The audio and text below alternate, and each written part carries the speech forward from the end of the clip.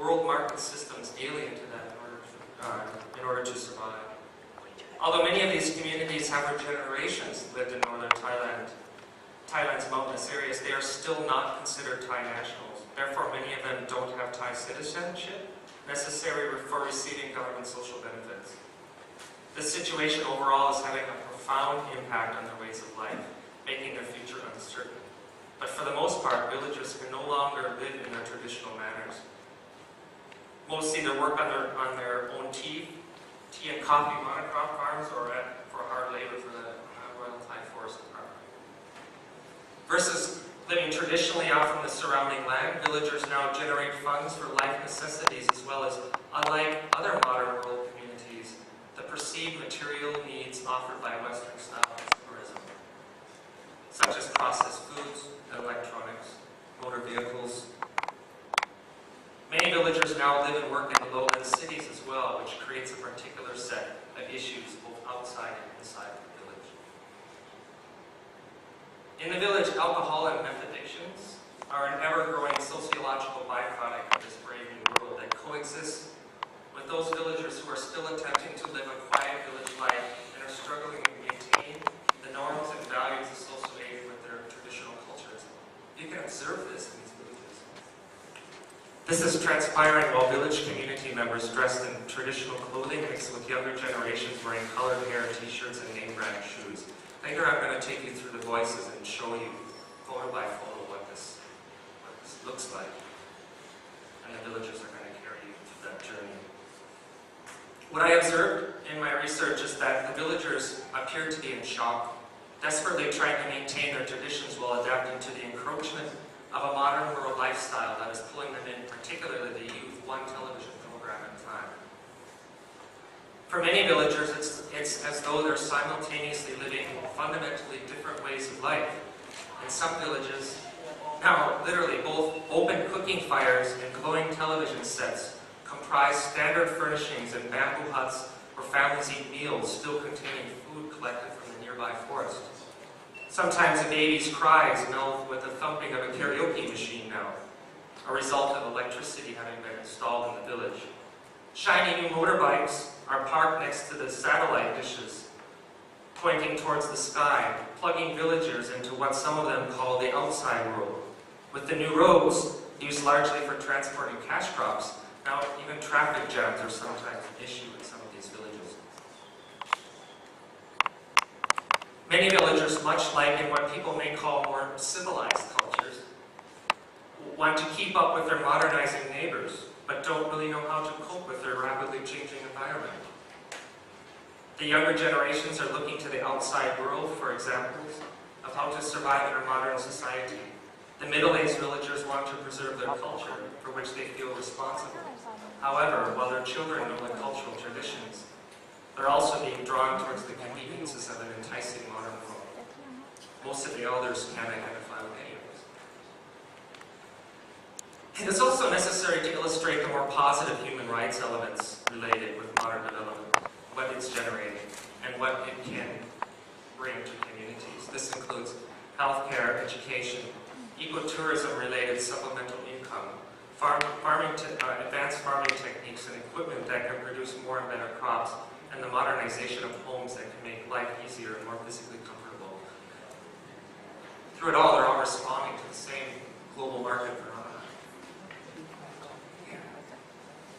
This culture preservation project is proposing that, although it is likely impossible that what could be deemed traditional or modern can truly exist simultaneously, these more traditional communities can potentially serve as a contemporary social scientific measurement of all humankind in terms of how it has been and is being affected at our core by modern development-related phenomena.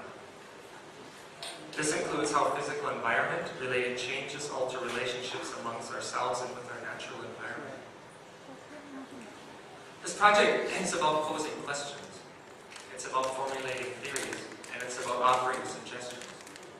This project focuses on the D of development, denoting removal or reversal. So I took the word D, you can look back at the previous. What is development-related processes taking away from our cultures and our traditional ways of life?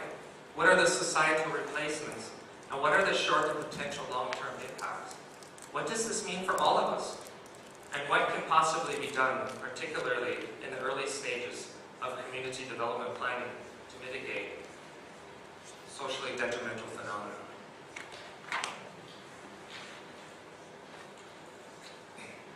What I'm talking about today, and what we're all talking about, is a global issue. This is a context. And what's transpiring among these ethnic communities has long since happened in first world countries and continues worldwide. I feel that it's perhaps prudent that we humans really take a moment to reflect what is happening on planet Earth regarding the supposed progress of the human species. Let's take a closer look at ourselves. On the one hand, there remain people living relatively traditional ways of life, who respect their elders and eat natural foods, and whose communities remain essentially in touch with nature, as much as they can be anyway. On the other hand, there is this first world, supposedly more advanced social order steeped in social and economic inequality, material acquisition, and environmental pollution, among a host of other transgressions. Here we must prioritize. What do we humans really want? The question I really want to pose here today is, what can we still learn from Indigenous peoples? They are, in my opinion, the knowledge keepers of nature, and perhaps those who remain the representative core of what it truly means to be a human being. If their indigenous knowledge that roots humankind with our life-sustaining natural environments becomes diluted or lost, just what hope is there of our survival on planet Earth?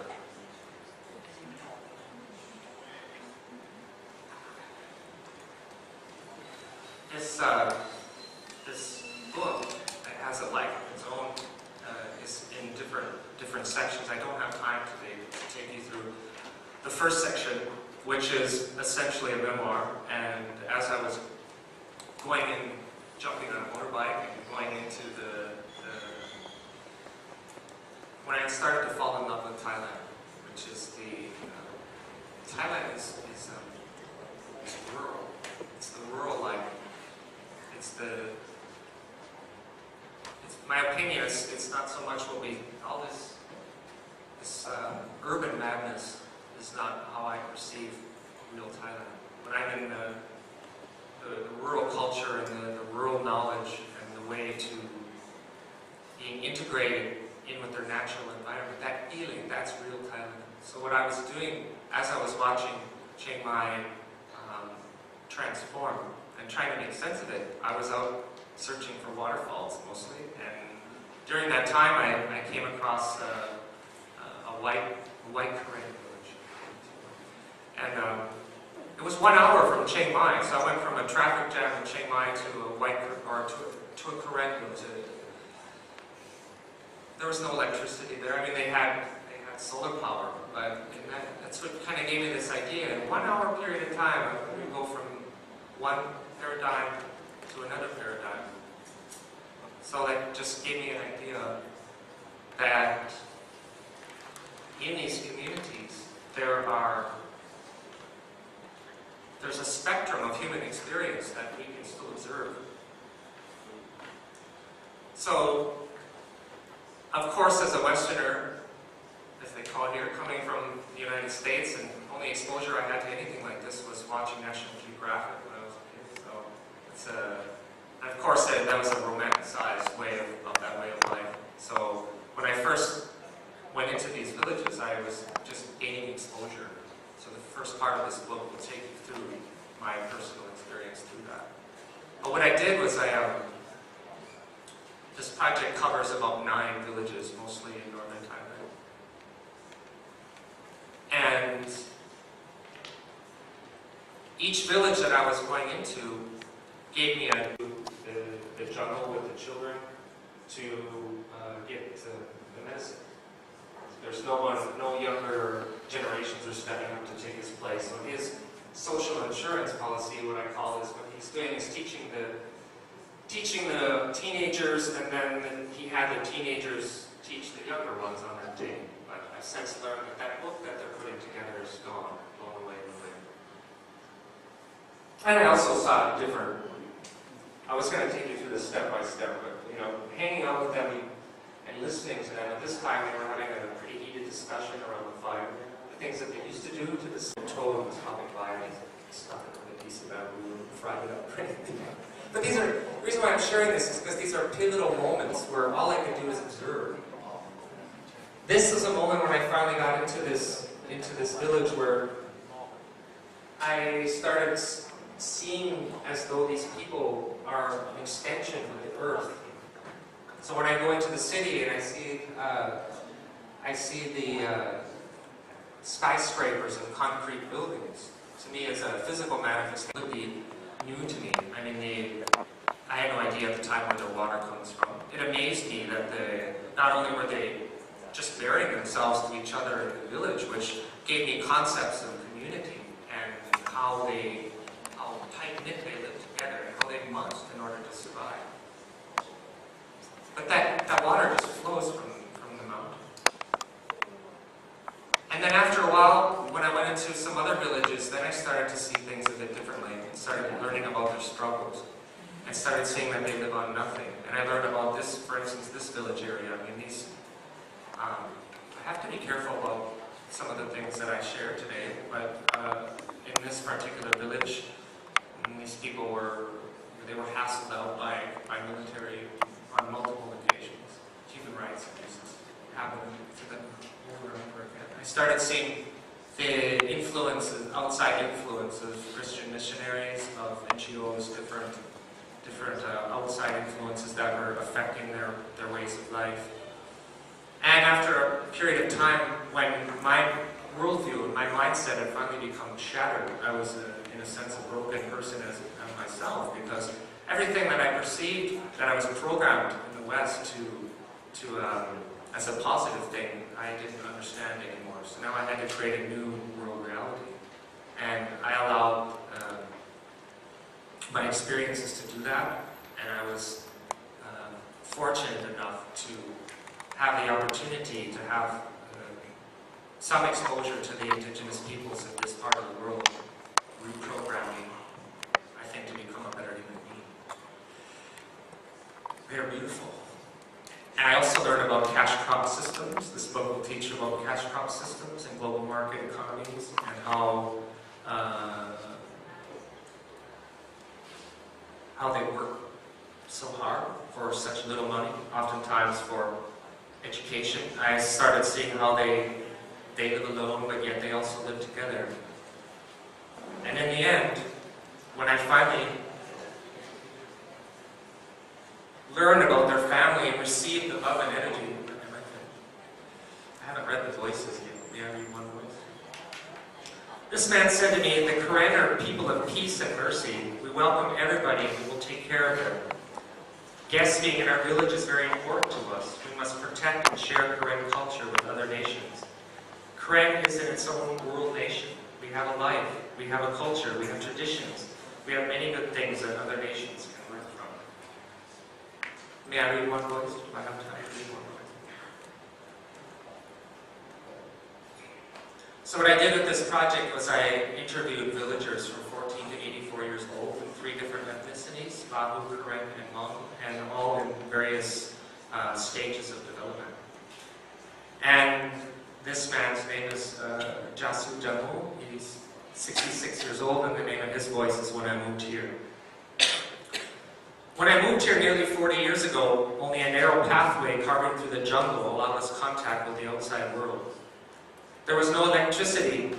Walking to the city about once a month took many hours. I didn't have outside influences. The road is good now, and the city life is coming into the villages.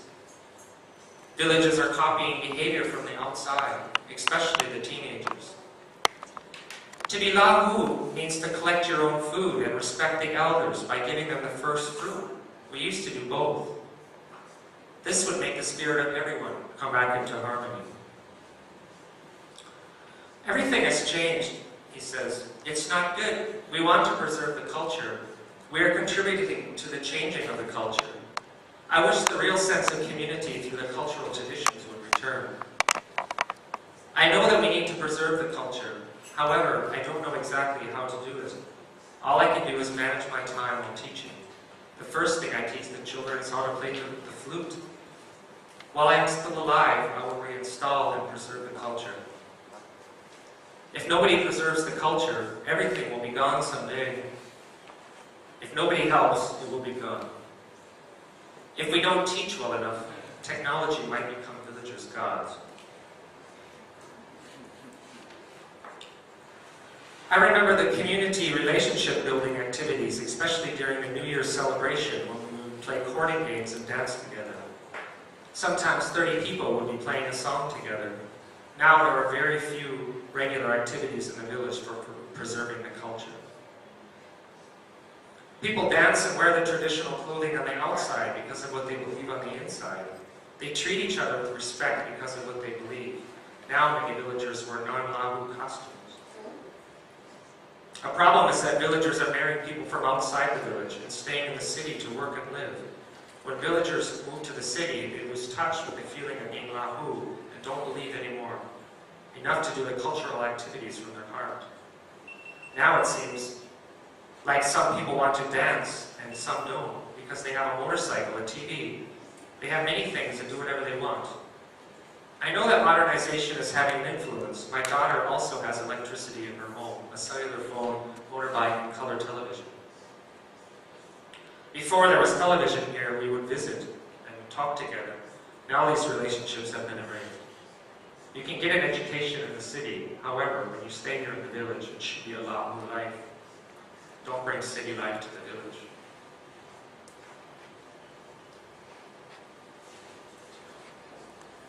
Since I ran out of time, sorry.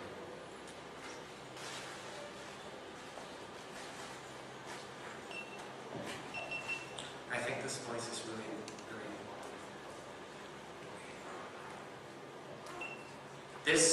these two people, 57, phone 21 at the time, taught me about the root mindset at a more advanced stage of development. And when they told me that development is about becoming clean, that was something that really blew my mind. And she says, now we have modernization, and everyone else is changing. How can we live without change? We have to change. There are people in the village who are maintaining the original Hmong way of life. It is difficult for them. We have to keep developing the modern way. We have to adapt to be like the others. We love to stay here in the village. We don't think city people have a better life. We don't really want to be like them. We do want others from the outside to see that we are developed. In the past, people from the outside would see that our Hmong way of life is undeveloped and dirty. We have to show that we are developing ourselves, that we are becoming clean. In the past, we looked like tribespeople. We used wood for cooking, now we use gas. We use high technology such as a rice cooker and a machine for washing and sewing clothes. We have to keep developing and have a better life. It's all about comfort. Because of modernization and technology, our way of life has totally changed. 30 years ago, only grass and trees surrounded our bamboo huts. There was no electricity and no paved roads, resorts, or restaurants. Living in a bamboo hut was cold and dusty. This all especially changed about 10 years ago. Now the trees have been cut and more houses have been built, mostly within the past 2 years. This picture, and 1 year later, it looked like that. We used to grow upland rice for consumption. Now we have to buy it in the market. Now we grow cabbage and corn for our income. Now we often eat corn instead of rice. The village shaman died 8 years ago. Now we see the doctor in the city. The New Year's and wedding ceremonies are still the same though. However, we now have to buy alcoholic beverages used for the traditions, and we have to buy our clothing as well. We used to make it. It's the same for much of our food.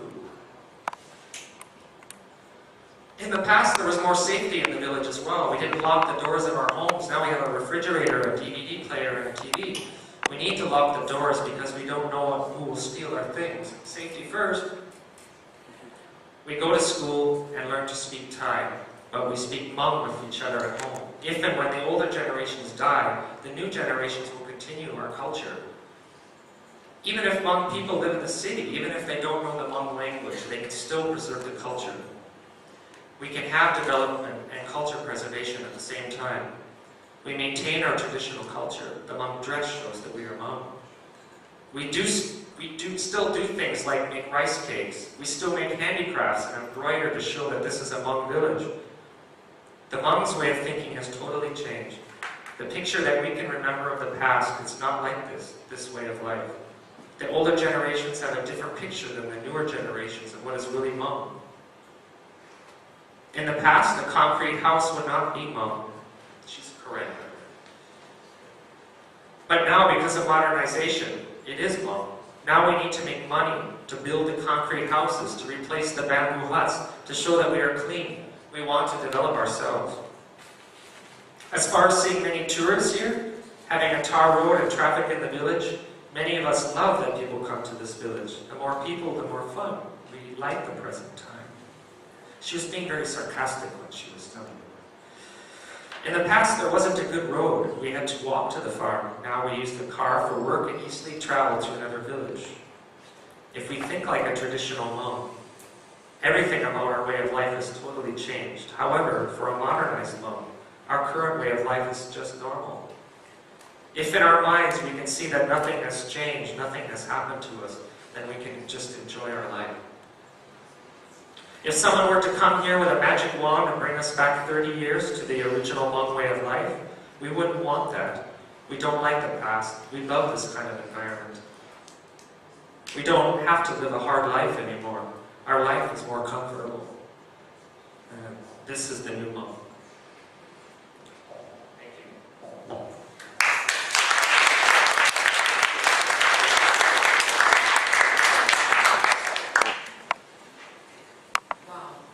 Thank you very much, Jeff. I believe that all of us here, especially Thai citizen, Thai people, or our GFA students, I don't think that all of you have seen this kind of life, because we are in the urban culture with concrete all the time. And even me, for my field work many times, I never been in the village for long, just like you did. So it is it's kind of wonderful work to see your work and to see you. You are in love. You are in love with Thailand. But I believe that they are not Thai people, right? Korean, Hmong, and Lahu, they will become Thai very soon. I'm interested myself, and I have many questions to ask you, and I will write down in here, as well as all of you. I think we will have very fruitful panel at the end of the day. Thank you very much, Jay, for sharing.